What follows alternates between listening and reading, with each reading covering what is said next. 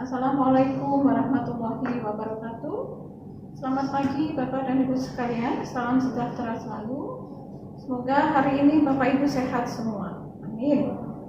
Baik Bapak Ibu yang saya hormati, jadi pada pagi hari ini saya akan menjelaskan tentang strategi pembelajaran dengan materi akuntabilitas kinerja bagi peserta Diklat PKA. Bapak Ibu yang saya hormati, perkenalkan dulu, nama saya adalah Sri Esti Rezeki. Saya bertugas di Badan Pengembangan Sumber Daya Manusia Provinsi Jawa Tengah sebagai Widya Iswara Ahli Madya. Pada kesempatan ini saya akan menyampaikan tentang materi akuntabilitas kinerja secara sepintas. Setelah itu saya akan menyampaikan materinya. Jadi Bapak Ibu yang saya hormati, deskripsi singkat daripada materi ini adalah mata pelajaran ini membekali Bapak Ibu sekalian sebagai peserta dengan kemampuan memahami tentang apa itu akuntabilitas dan kemampuan membangun budaya akuntabilitas sebagai salah satu manifestasi dari kepemimpinan administrator.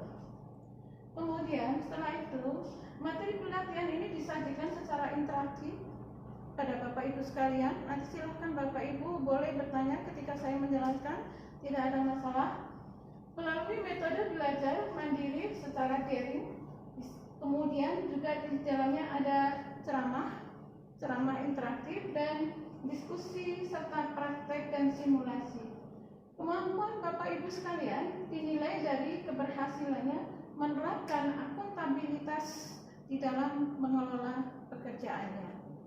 Itu Bapak Ibu, jadi latar belakangnya, jadi why akuntabilitas kinerja ini diberikan kepada Bapak Ibu sekalian. Kemudian berikutnya, hasil belajar.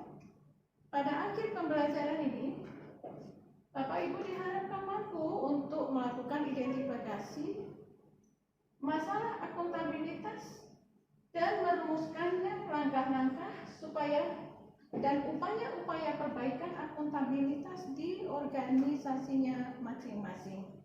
Itu Bapak Ibu, dan kemudian ini hasil belajar. Nah kemudian materi pokok yang akan disampaikan kepada Bapak Ibu sekalian, ada 3 materi yang akan disampaikan, yaitu yang pertama adalah akuntabilitas di dalam kepemimpinan. Jadi seseorang pemimpin juga harus akuntabel dalam melaksanakan tugas-tugasnya. Ini dituntut Bapak Ibu dalam rangka untuk mewujudkan good governance, clear governance, atau sering kita dengar dengan kata triple G, ya, good governance and governance. Jadi government and governance Bapak Ibu, ya, jadi satu hal yang berbeda.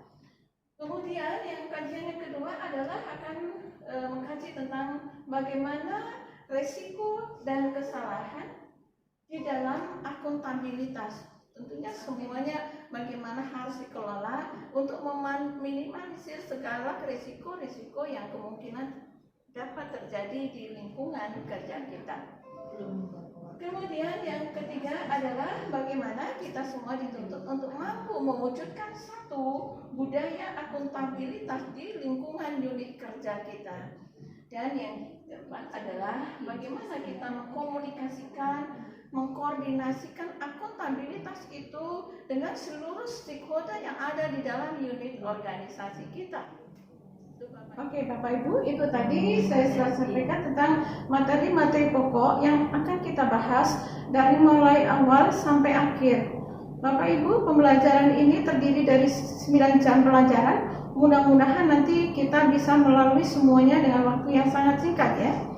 Oke, next, apa sih sebenarnya indikator hasil belajar Bapak Ibu?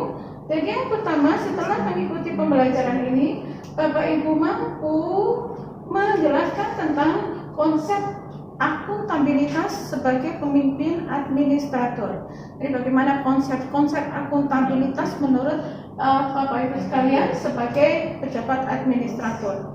Kemudian yang kedua adalah setelah mengikuti pembelajaran ini, Bapak Ibu sekalian diharapkan mampu untuk melakukan identifikasi segala risiko dan kesalahan di dalam akuntabilitas. Kemungkinan ini sangat bisa terjadi Bapak Ibu, tapi bagaimana ini harus kita kelola dengan baik. Nah, kemudian yang ketiga, yang keempat adalah Bapak Ibu mampu merumuskan langkah-langkah, upaya-upaya apa yang kita bisa lakukan dalam mewujudkan budaya akuntabilitas di lingkungan kerja kita. Pastinya ini kita tidak bisa sendiri, jadi bagaimana kita memberdayakan seluruh stakeholder yang ada, baik itu di stakeholder internal maupun eksternalnya. Kita bersama-sama untuk bagaimana membangun kultur budaya akuntabilitas. Kemudian yang kelima adalah bagaimana kita mampu merumuskan. Jadi setelah pembelajaran ini, Bapak Ibu sekalian diharapkan mampu merumuskan langkah-langkah upaya komunikasi, koordinasi, kolaborasi, baik itu dengan atasan, dengan satu level maupun di bawah. Jadi istilahnya di dalam komunikasi ada top down communication, ada bottom up communication dalam rangka mewujudkan akuntabilitas kinerja organisasi. Oke, itu Bapak Ibu kira-kira indikator hasil belajar. Mudah-mudahan ini nanti semuanya bisa kita capai. Bapak Ibu yang saya hormati, di dalam materi akuntabilitas ini, Bapak Ibu, saya ingin menyampaikan strategi-strateginya supaya ini bisa pembelajaran ini bisa berjalan dengan baik dan mencapai goal yang maksimal. Jadi strateginya Bapak Ibu, sebagaimana kita tadi tahu bahwa di dalam materi ini hanya ada 3 jam mata pelajaran. Nah, di awal, di sesi yang pertama, di segmen yang pertama, Bapak Ibu, kita semua akan gunakan untuk kita memberikan pemahaman kepada Bapak Ibu sekalian, yaitu transfer knowledge, dengan membahas tentang yang pertama adalah apa itu konsep akuntabilitas. Yang pertama, konsep akuntabilitas di dalamnya adalah tentang pengertian deskripsi apa itu akuntabilitas kinerja dan mengapa akuntabilitas kinerja menjadi penting dalam penyelenggaraan negara. Nah, Bapak Ibu sekalian, kemudian yang kedua adalah nanti masih di sesi pertama dan di kajian yang kedua kita akan menyampaikan tentang akuntabilitas di dalam kepemimpinan administratur, baik dari perspektif internal maupun eksternalnya. Jadi kepemimpinan yang akuntabel yang seperti apa nanti kita akan bahas Bapak Ibu. Dan kemudian yang ketiga, masih sesi yang pertama, yaitu prinsip-prinsip akuntabilitas publik. Jadi ada beberapa prinsip-prinsip akuntabilitas publik. Dan yang berikutnya adalah bagaimana peran pejabat di dalam membangun budaya akuntabilitas. Itu Bapak Ibu. Jadi untuk transfer knowledge mudah-mudahan ini waktunya cukup.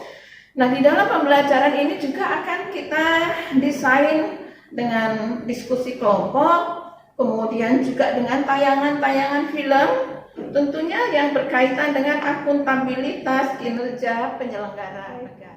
Baik Bapak Ibu, kita lanjutkan. Tadi saya sudah menjelaskan tentang sesi yang pertama secara keseluruhan Bapak Ibu ya. Kemudian nanti untuk memasuki sesi yang kedua, kita akan lanjutkan pembelajaran yang masih tersisa, mungkin yang belum tersampaikan secara keseluruhan. Setelah itu kemudian kita akan melakukan diskusi kelompok Bapak Ibu ya. Diskusi kelompok tentang akuntabilitas kinerja tentunya di unit kerjanya masing-masing. Nah, di dalam diskusi ini, kelompok ini nanti kelas ini akan dibagi menjadi 4 kelompok dan masing-masing akan diberi tugas untuk melakukan identifikasi Bapak Ibu ya. Kita sudah mulai belajar mengidentifikasi problem akuntabilitas yang ada di unit kerjanya masing-masing. Nah, nanti karena 4 kelompok nanti bisa terdiri dari 10 orang atau 8 orang, moga pilih salah satu saja yang layak untuk diangkat. Moga nanti kita didiskusikan Bapak Ibu sekalian. Dan kemudian dalam diskusi ini selain Bapak Ibu kita minta untuk melakukan identifikasi problem akuntabilitas di lingkungan kerjanya masing-masing, Juga bagaimana kita juga harus mampu memberikan solusinya. Bagaimana alternatif solusinya yang kita bisa lakukan menurut pendapat kelompok masing-masing, ya. Nah, seperti itu Bapak Ibu. Jadi sesi kedua nanti kita akan gunakan untuk melakukan diskusi kelompok. Seperti itu. Nah, setelah selesai baru kemudian pada sesi yang ketiga, nanti masing-masing kelompok kita minta untuk melakukan presentasi, ya. Diminta untuk mempresentasikan hasil diskusi kelompoknya, tentunya dengan menggunakan teknik-teknik presentasi yang Bapak Ibu pernah pelajari pada teknik komunikasi yang efektif. Kalau tidak salah ya, ada pelajaran itu untuk peserta PKA. Dan setelah itu, setelah pembelajaran, setelah presentasi semua selesai, saya harap nanti ada beberapa feedback. Tolong masukan-masukan dari masing-masing kelompok dalam rangka untuk membantu memberikan solusi dari masalah-masalah yang dihadapi oleh institusi peserta. Saya kira itu Bapak Ibu sekalian untuk sesi ketiganya kita akan gunakan untuk presentasi, kemudian feedback, mengkaji, meminta masukan-masukan baik tentang konten yang dipresentasikan. Saya kira itu strategi pembelajaran yang bisa saya sampaikan Bapak Ibu. Kurang lebihnya saya mohon maaf apabila di dalam penyampaian ada hal-hal yang kurang berkenan di hati Bapak Ibu. Thank you so much for listening. Billahi taufiq wal hidayah. Assalamualaikum warahmatullahi wabarakatuh.